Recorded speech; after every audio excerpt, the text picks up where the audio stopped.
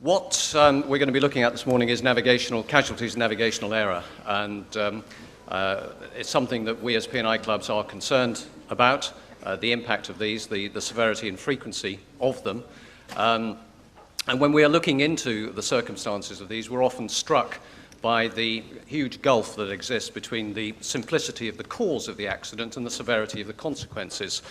It often brings to mind the words of a Victorian author called Coventry Patmore, who said that fortunately for the world and themselves, most men are cowards and they don't have the courage to act upon what they may believe, and most disasters arise out of a few fools having the courage of their convictions.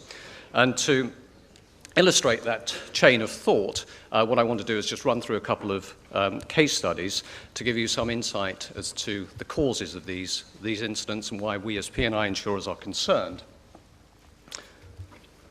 The first involves issues of lookout and passage planning.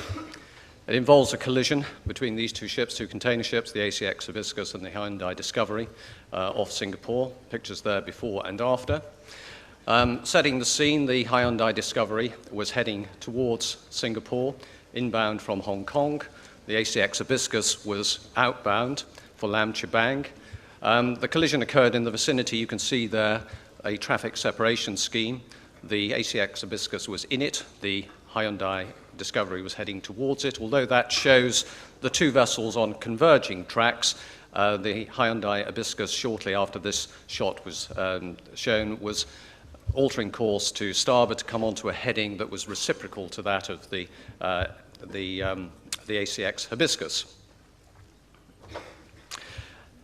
Here you can see some plots. The first on the left-hand side of the screen shows the position at 7:47. This happened during the morning watch. There was a change of watch occurring on the ACX Hibiscus.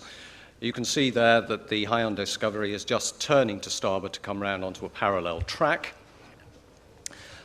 Some 4 minutes later, the ACX Hibiscus starts to make a course alteration to port. I liken this casualty to somebody trying to cross a motorway in thick fog with a blindfold on, because the visibility at the time was reduced, severely reduced to 2 cables by heavy rain. The ACX Hibiscus was making this course alteration as part of a navigational course alterations to bring her onto a passage, onto a heading of 350 degrees.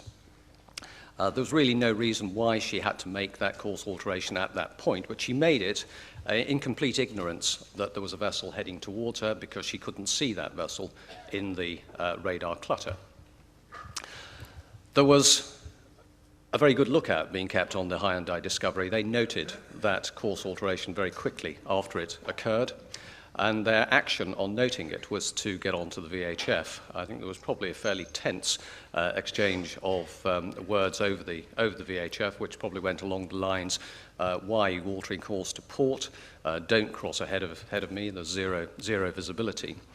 But this is a collision that happened just over 4 minutes after the ACX Hibiscus made that port course alteration. There was very little time available for the Hyundai Discovery to take any action, but much of that time was wasted with a conversation on the VHF. The two vessels came in sight of each other when they were about 2 cables apart, and the collision happened about 20 seconds after that. There was an issue of fatigue involving the chief officer. He'd worked for 19 of the previous 24 hours.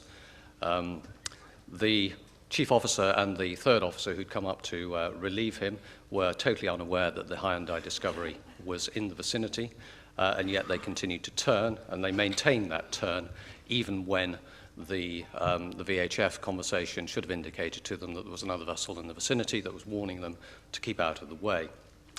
There were defects in the passage plan that didn't take into account the risk of reduced visibility, nor did it properly assess the risks of making a course alteration at the exit to the traffic separation scheme. There was very little time to take action on the Hyundai discovery. The MAIB that investigated this incident ran the collision through a simulator, and you can see there that they assessed that the earliest point at which he could have noted the course alteration of the other vessel, assimilated what was happening, and then decided what to do, was something like about 2 minutes 40 seconds before the collision. And even at that, that's a very short period of time. And even at 1 minute before the collision, it was inevitable. Taking action by engine maneuvers would not have avoided it in any circumstances. But the whole thing was brought about by a totally unnecessary alteration of course.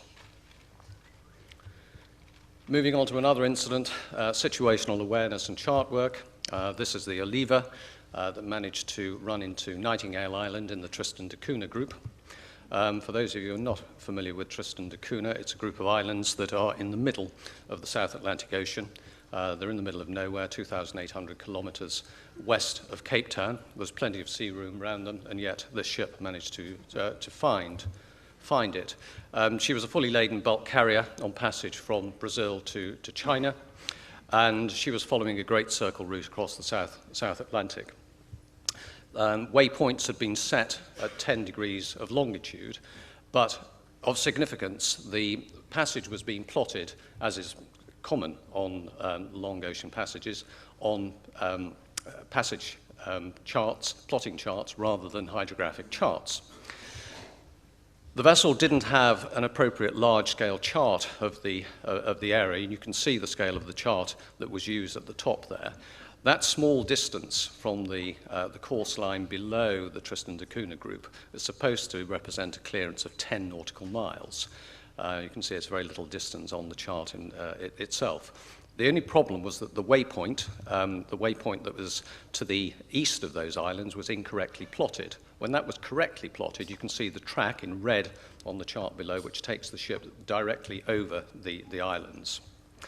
That was bad enough, but at the morning in question, nobody on the ship, from the master downwards, was aware that the ship was anywhere near these islands. The second officer, during the end of his 12 to 4 watch, noticed on the radar a very large echo passing on his port side, about 5 miles distant. He assumed that was either an iceberg or a storm, a rain cloud, because the bad weather was evident at the time. And was totally unaware that, in fact, what it represented was one of the islands of the Tristan da Cunha group. He passed over the watch to the chief officer, who came on board, was similarly unaware of the situation around them. He saw various echoes. He, too, assumed that they were rain clouds. He then saw a very large echo ahead of him, which he again assumed was a rain cloud, settled down into the pilot chair and was rudely awakened when the ship ran into Nightingale Island. The causes of that are self-evident, but I think it's quite scary. The ship became a total loss. It fortunately broke into 2 pieces, drifted off and sank in deep water, so there wasn't a wreck removal liability, but the idea of trying to mobilize resources to remove a wreck of this size in this location would have involved a huge amount of money. There are several recurrent features of many of these navigational casualties. Many of the groundings that happen occur at night. Many of the vessels don't have a dedicated lookout. And fatigue plays an important factor. And we often see that hours of work and rest records are not properly maintained. If properly maintained, they do provide a tool to enable seafarers to understand when they're reaching the limits of fatigue, but often, even in interactive records, which will flash red if hours are being exceeded, the response is often to change the figure so that it remains green. But those of you with vessels who may say, well, none of this happened, none of this applies to us because we operate very tight and rigid procedures on our ships.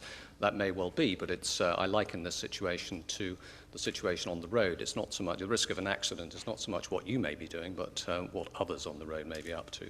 And the idea that there are ships out there that are underway, effectively not under command because there's nobody awake, or even on the bridge in some instances, I think is a terrifying prospect. None of this is new, unfortunately. The MAIB conducted a study into bridge watchkeeping safety in 2004. The areas, the findings that emerged from that appear there. There's not much that has changed in the intervening period. They looked at a decade of casualties leading up to 2004, and yet here we are in 2014, and we're still having casualties that feature many of these issues. Why are we concerned about this? Well, that chart there just gives you it's our own gross and net claims experience in the last 10 years. You can see that it's volatile. The peaks of volatility on the light blue columns represent the largest claims we incur. The vast majority of the claims that we deal with are below $250,000, typically over 99%. And it's the 1% of the other claims that are the major incidents that contribute to this volatility. And that's having an impact on the cost of insurance and the clubs and the excess loss insurers' reinsurance record. We analysed our own claims experience in the last 12 months, and there was a lot of similarity in that with what we've seen from the MAIB study, that in the last year, the majority of our claims exposure at the level above 250,000 was caused by collisions. Those often involve not only physical damage and loss of life, but also oil pollution and wreck removal.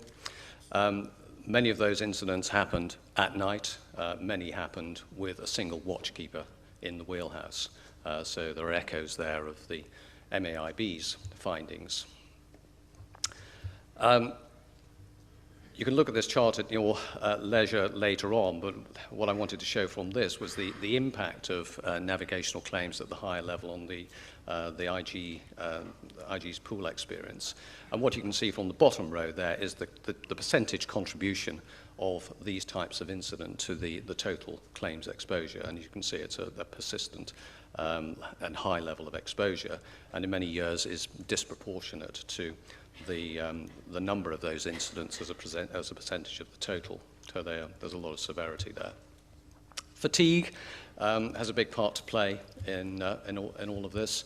I'm not sure if you're familiar with Project Horizon. This was a multi-partnered project that was designed to look at the cognitive impact on seafarers of fatigue. It was a very scientific study. It put seafarers through voyages in a simulating condition and measured their brain activity, and was there to detect sleep, being defined as a period of 20 seconds of stage 1 sleep.